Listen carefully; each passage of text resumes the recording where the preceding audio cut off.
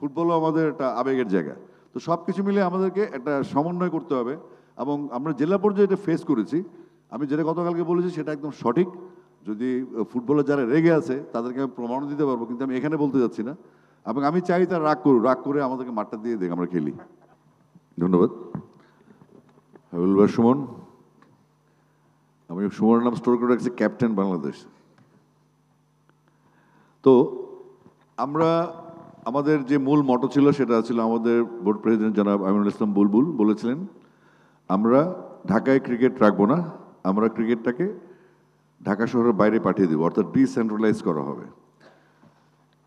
এটা সবচেয়ে গুরুত্বপূর্ণ সিদ্ধান্ত ছিল আমাদের কাজ, বিশেষ করে আমার কাজের জন্য। তিনি বলেছেন আমাদের যে কোনো স্কুলে পড়ুয়া মাদ্রাসা ক্রিকেটকে তিনি অন্তর্ভুক্ত করতে চান, তিনি ইংলিশ মিডিয়াম স্কুলগুলোকে অন্তর্ভুক্ত করতে চান। তো সেই লক্ষ্যে আমি কাজ করছি এবং আমি পরশুদিন একটা টুর্নামেন্টে গিয়েছিলাম। আমি একটু, যেহেতু সব এজ লেভেলের টুর্নামেন্ট হবে, স্কুল টুর্নামেন্ট হচ্ছে, এটা একসময় প্রভাব ফেলবে আমাদের ইউথ টিমের পরে গিয়ে সিনিয়র টিমে। তো আমাদের কিছু ইনভলভমেন্টের ইস্যু থাকে, যেমন স্কুল ক্রিকেটের পাশাপাশি মাদ্রাসা ক্রিকেট এবং ইংলিশ মিডিয়াম স্কুল যারা ক্রিকেট থেকে বিচ্ছিন্ন। প্রথমত হচ্ছে আমাদের ঘরে ঘরে ক্রিকেট পৌঁছে দেওয়ার যে সিদ্ধান্তটা বোর্ড থেকে নেওয়া হয়েছে এবং আমাকে সেভাবে আমাদেরকে গাইডলাইন দেওয়া হয়েছে। তো সেক্ষেত্রে আমাদের এই যে বিভিন্ন ডিস্ট্রিক্ট থেকে আসা আমাদের ডেলিগেটস, আমাদের জেলা ক্রীড়া অফিসার এবং আমাদের যারা কোচেস, জেলা কোচেস আছেন এবং আমাদের উদ্যোক্তা আছেন, এটা খুব গুরুত্বপূর্ণ যে একই এই সমস্ত অর্গানগুলি একই হারমোনিতে যদি বাজে আমাদের পক্ষে কাজ করা সম্ভব। যেহেতু এখন সারা দেশে অ্যাডক কমিটি আছে, হয়তো অনেক শৃঙ্খলার ক্ষেত্রে কিছুটা বিশৃঙ্খলা আছে চলছে এখানে, একটা সময় হয়তো এই ফরম্যাটগুলি আবার আগের মতো হয়ে যাবে। কিন্তু আমাদের তো বসে থাকলে চলবে না, কারণ আমরা ক্রিকেট সিজনটা হচ্ছে খুব ছোট, একটা উইন্টার। তো আমাদের বোর্ড প্রেসিডেন্টের প্ল্যান, আমাদের বিসিবির যে প্ল্যান অ্যাকশন দেখলাম, আমরা মিনিমাম 12 মাসের মধ্যে 8 মাস আমাদের প্লেয়ারদেরকে মাঠে রাখতে চাই। তো আমাদের প্লেয়ারদেরকে মাঠে রাখার মূল উদ্দেশ্য হচ্ছে তো মাঠটা কোথায়, এই মাঠ নিয়ে যত সমস্যা। সাপোজ আমি একটা এক্সাম্পল দিলাম যে রাঙামাটি, বান্দরবান এবং খাগড়াছড়ি আমি ভিজিট করে এসেছি। এবার আমি আমার জেলা কুমিল্লা কথা বলি, এটার সাথে সবার মিলে যাবে। যদি কালকে আমরা একটা প্রাইম ব্যাংক স্কুল টুর্নামেন্টের কথা হচ্ছে, তো এখন এই টুর্নামেন্টটা শেষ করতে সময় লাগে 6 মাস। এটা একদম জেলা থেকে বিভাগ, বিভাগ থেকে ন্যাশনাল পর্যন্ত আনতে লাগে 6 মাস। ঠিক সেম আপনার এজ গ্রুপে খেলাগুলো আমরা যখন খেলতাম 16 আন্ডার 16, এটা দেখা যাচ্ছে একটা খেলার ফাঁকে আর একটা খেলা পড়ে যায়। এখন সাবিরের তথ্য অনুযায়ী 10,000 ঘন্টা খেলা, 10,000 ঘন্টা খেলা কি সম্ভব? এটা কি আমাদের কেউ, হয়তো যারা ডেডিকেটেড, জাকারিয়া আমাদের সামনে আছে পুরনো কলি, হয়তো ও সারাদিন ক্রিকেট খেলতো, আমরা সারাদিন ক্রিকেট খেলতাম। এখন তো এই সময়টা নাই। কারণ হচ্ছে আমরা যেই উন্মাদনা আমাদের শৈশবে এবং কৈশোরে দেখেছি ক্রিকেট নিয়ে, তখন অত ফ্যাসিলিটিস ছিল না।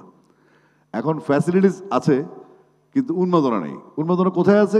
ন্যাশনাল ক্রিকেটে, যেখানে গ্যালারিতে মানুষ ভর্তি থাকে, মানুষ দেখে জিততে চায়, হেরে গেলে কষ্ট পায়, স্বাভাবিক।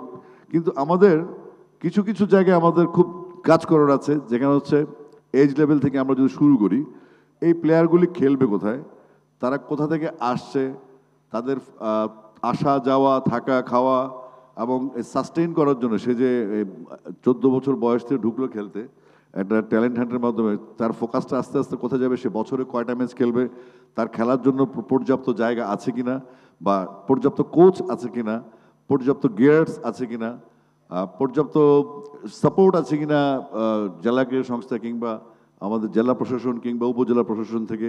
আবার আমরা জানি যে সারা বাংলাদেশে সবচাইতে এখন যে কোনো ব্র্যান্ডের পুরাতন এসি বদলে নতুন ওয়ালটন এসিতে উপভোগ করুন 25% ছাড়। পারিবারিকভাবে আপনারা কেউ যদি ক্রিকেট খেলে, ক্রিকেটের ডিসিপ্লিনটা আছে সেটা মেনটেন করতে পছন্দ করে। আমরা যখন খেলেছি তখন ছিল কীরকম, একটা বালতি পানি দেয়া, একটা মগ দেয়া, সেই পানিটা সরায় পানিটা খাওয়া। তো এখন ফ্যাসিলিটিস আছে কিন্তু সব জায়গায় আমরা আটকে যাই। যদি আমি বান্দরবানের ইস্যুতে যাই, আমি যেখান থেকে সফর শুরু করেছি, বান্দরবান স্টেডিয়ামটা ব্রোখাবো যাওয়ার সময় সাইডে মাটি সহ নিয়ে গেছে, মানে মাটিও নেই, এটা মাঠটা এভাবে গিয়ে এভাবে ডাউন হয়ে গেছে। তো বান্দরবানের এই স্টেডিয়ামের বাইরে কোনো জায়গা নেই। আমি একটু ঘুরে দেখলাম, অনলি পুলিশের মাঠ আছে আর আর্মিদের কিছু মাঠ আছে আর কিছু স্কুল মাঠ আছে, যেখানে ওই 50 গজ হবে না, সেখানে টুর্নামেন্ট করা অনেক কষ্ট। ঠিক রাঙামাটিতে একই অবস্থা, কিন্তু রাঙামাটির বাইরে জায়গা আছে যেখানে ইনডোর ফ্যাসিলিটিসের ব্যবস্থা করা যেতে পারে। খাগড়াছড়িও সেম। খাগড়াছড়ি স্টেডিয়ামটা বড়, ওটাই শান্তি চুক্তি করার জন্য একটা স্টেডিয়াম তাড়াহুড়ো করে বানানো হয়েছে, যেখানে অস্ত্র সমর্পণ করা হয়েছিল তখন শান্তি চুক্তির সময়। ওই স্টেডিয়ামটা আসলে খেলার অনুপযুক্ত, গ্যালারিটা পরিত্যক্ত হয়েছে আজ থেকে 5 থেকে 6 বছর আগে। তো এখন আমরা যে এই 10,000 ঘন্টা খেলবো, আমাদের যে ট্যালেন্টসটা রুট লেভেল থেকে উঠে আসবে, তাদের ম্যাচ আমরা কিভাবে ব্যবস্থা করব, তারা খেলবে কোথায়? আসেন স্কুল মাঠে স্কুল চলে, আপনি সবসময় স্কুল মাঠ ব্যবহার করতে পারবেন না, বা এটা সম্ভাবনা। তারপর আমরা এই যে আমাদের প্রান্তিক যে পর্যায়ে যে মেয়েদের ক্রিকেট আমাদের অনেক উচ্চতায় চলে গেছে, সেই তাদেরও তো একটা পাইপলাইন লাগবে। যে ফুটবল যেমন সুন্দর, তাদের পাহাড় থেকে তাদের প্লেয়ার আসছে এবং পরবর্তীতে এটা যত্ন করা হচ্ছে, তো আমাদের ক্রিকেটটাও সেখানে ছাড়তে হবে, যেখানে আমরা একটা ফিজিক্যালি তারা অনেক ফিট থাকে। তারা পাহাড়ি মানুষ, তাদের অনেক চ্যালেঞ্জেস দিতে হয়, তারা হাঁটাহাঁটি করেন বেশি, তাদের ফিটনেসটা ভালো থাকে। তো সেই লক্ষ্যে আমাদের বোর্ড প্রেসিডেন্ট আমাকে সাজেস্ট করেছেন এগুলো খেয়াল করার জন্য। বোর্ড ডিরেক্টরও আমাকে বলে গেছে অবস্থা সেখানে আসলে একটা এলোমেলো। এখানে হচ্ছে হ্যান্ডবল, এখানে হচ্ছে ক্রিকেট, ওখানে হচ্ছে ফুটবল, মানে কোনো সিস্টেম নেই। তো আমরা যদি আমাদের প্লেয়ারদেরকে প্রপারলি বড় করতে চাই, সেক্ষেত্রে আমাদের তাদের লজিস্টিক ফ্যাসিলিটিস, তারপর তাদের নিউট্রিশন, তাদের ড্রেসেস, তাদের এই জুতা, তাদের পোশাক আশাক, তাদের খাওয়া দাওয়া, থাকা, তাদের যাতায়াত ব্যবস্থা, এগুলো মাথায় রাখতে হবে। যদিও আমাদের দেশটা একটু ছোট হলে মানুষ অনেক বড়, সংখ্যা হিসেবে বড় দেশ। তো বড় দেশে আমাদের রিসোর্সেসও প্রচুর। আমাদের শুধু সঠিকভাবে আমাদের সন্তানদেরকে যদি 13-14 বছর বয়স থেকে আমরা 18-19 পর্যন্ত জোটক নিয়ে যে তারপর একটা গ্যাপ থাকে, তারপর আবার ন্যাশনাল টিম। তো আমরা যদি আমাদের এই ইনডোর ফ্যাসিলিটিসগুলো পৌঁছে দিই, এবং সেটা যত্নার্থের বিষয় আছে যে জেলা ক্রীড়া সংস্থাগুলি সেখানে কি পরিমাণ একটা ইনডোর ফ্যাসিলিটিস একটা কভার তৈরি করে দিল, কিন্তু এর যত্ন হলো না। তো প্রত্যেক দিন তো তৈরি করা যাবে না। তো আমাদেরকে একটা কমিটমেন্টে আসতে হবে যে অন্তত এজ গ্রুপের ক্রিকেটটা যেটা চলছে, যেটা ভবিষ্যতে বাংলাদেশকে 20 বছর সার্ভিস দেবে, সেখানে এসে আমরা যেন কোনো গাফিলতি না করি, সেটার লক্ষ্যে আমি সফর শুরু করেছি। আর মেয়েদের ইস্যুটা যেটা, সেটা আমাদের নারী ক্রিকেট ডিপার্টমেন্ট আছে। তারপরেও আমরা যেহেতু সার্ভেতে আছি, আমরা অবশ্যই তাকে ইনপুট দিব যে এটা আমি দেখে আসছি, এভাবে কাজটা করা যায়। তো আমাদের খাগড়াছড়িতে একটা ইস্যু দেখলাম, একটা ছেলে খুব ট্যালেন্টেড, 15-20 কিলোমিটার দূর থেকে আসে। যেহেতু ওখানকার রাস্তাগুলো আঁকা বাঁকা, আসতে যেতে অনেক সময় লাগে, বাট সে ট্যালেন্টেড ছিল, তার জুতাও নেই। আমি এখানে খাগড়াছড়ির ডেলিগেট, নিশ্চয়ই আনিস ভাই আছেন এখানে, আমি উনি বলেছেন আমাকে কিছুটা, ওনার কোচ যে মুজাহিদ বাবু, সে বলেছে। তো এই সমস্ত সমস্যাগুলো আমরা কীভাবে সমাধান করব? আজকে ওর জুতা নেই, কালকে ওর লিগামেন্ট ছিঁড়ে গেছে, ওর চিকিৎসা নেই। আমাদের জেলা ক্রীড়া অফিসার যদি টাকা ছুটাইতে যায়, ওনার একটা আমলাতান্ত্রিক জটিলতায় পড়তে হয়। এই টাকাগুলো যখন আসে, দেখা যাচ্ছে টাকাগুলো বের করতে করতে সিজন চলে যায়। তাহলে আমরা কিভাবে খেলবো, আমাদের বাচ্চারা কীভাবে খেলবে, সেটা এনশিওর করতে হবে। এবার আসি মাঠের প্রসঙ্গে। মাঠ যদি আমার টেস্ট কেস কুমিল্লা স্টেডিয়ামে একটাই মাঠ, কুমিল্লা আর কোনো মাঠ নেই। তো এই মাঠের সাথে এরকম সমস্যা অন্যান্য জেলায়ও আছে। আবার অনেক জেলায় অনেক মাঠ আছে, ম্যানেজমেন্ট নেই, খেলা হয় না। কিছু অ্যাফিলিয়েটেড টিম থাকে, লিগে খেলে। তো লিগটা আসলে জেলা ক্রীড়া সংস্থার উদ্যোগ, কিন্তু যে বাচ্চারা একাডেমিগুলোতে প্র্যাকটিস করে, সেই একাডেমি থেকে যে শিশুগুলো উঠে আসে এবং তারা খেলতে চায়, সারা বছর ম্যাচ খেলতে চায়, তাদের জন্য আমরা কি ব্যবস্থা রাখতে পারি, তাদের অবস্থাটা কী হবে, বা তারা বছরে কয়টা ম্যাচ খেলবে, এবং তাদের লক্ষ্য গোল মটক কী থাকবে, তারা আসলে শেষ পর্যন্ত খেলবে কি না, ডিমোরালাইজড হবে কিনা, বা তাদের সাস্টেনেবল একটা ক্যারিয়ার হবে কিনা, তারা কোনো স্বপ্ন দেখতে পারবে কিনা। তো এইগুলো আমাদেরকে বাঁচাতে হবে। যে কারণে আমাদের বিসিবিতে সবসময় একটা কথাই বলা হয়, বুলুল ভাই সবসময় যে পলিসি নিয়েছেন, যে আমাদের ক্রিকেটটাকে ডিসেন্ট্রালাইজ করতে হবে, ঢাকার বাইরে ক্রিকেট নিয়ে যেতে হবে। সেটার জন্য আমরা খুব চেষ্টা করছি। এবং আমি আবার 18 থেকে 20 তারিখ আমরা পঞ্চগড় থেকে শুরু করে আমরা রংপুর বিভাগ সফরে যাব, ওখানকার সমস্যাগুলো দেখার জন্য। এক একটা এলাকায় এক একটা সমস্যা। সাধারণত বিভাগীয় যে জেলা শহরগুলি আছে, তাদের হয়তো একটা জেলা স্টেডিয়াম থাকে, একটা বিভাগীয় স্টেডিয়াম থাকে। তাহলে আমার স্টেডিয়ামে কী হবে? আমাকে বলতে হবে যে আসলে আমাদের যে ইয়ার ক্যালেন্ডার, আমাদের বাৎসরিক যে একটা ক্যালেন্ডার করতে হবে, আমাদের এটা বাধ্যতামূলকভাবে করতে হবে। কারণ এখানে আরও খেলা আছে, অ্যাথলেটিক্স আছে, ইনডোর গেমস আছে, আমাদের বর্ষার সিজন আছে, তারপর ক্রিকেট সিজনটা খুব দ্রুত চলে যায়। তো আমাদের ফুটবলার ভাইয়েরা কালকে একটু রেগে গেছে আমার সাথে। আই ডোন্ট মাইন্ড, এটা আমরা ডিবেট করবো। আমি চাচ্ছি আলোচনায় আসুক। আমি তো মাঠ চাইলাম, আজকে 26-27 বলতে মাঠ দিচ্ছে না। তো আমি কোনো অকার্ড কোনো উদাহরণে যাচ্ছি না, আমি শুধু একটু বলতে চাই, ফুটবল তো আমাদেরই খেলা। আমার 2 ছেলে ফুটবলার, ফুটবল আমাদের খেলা, ক্রিকেট আমাদের খেলা, হকি আমাদের খেলা। তাহলে আমরা কেন ওই তৃণমূল পর্যায়ে বৈষম্যের শিকার হবো? কেন আমাদের স্টেডিয়ামে গেটে তালা মেরে দেওয়া হবে? তো ওই সমস্ত সাক্ষী সাবুতে আমি যেতে চাই না।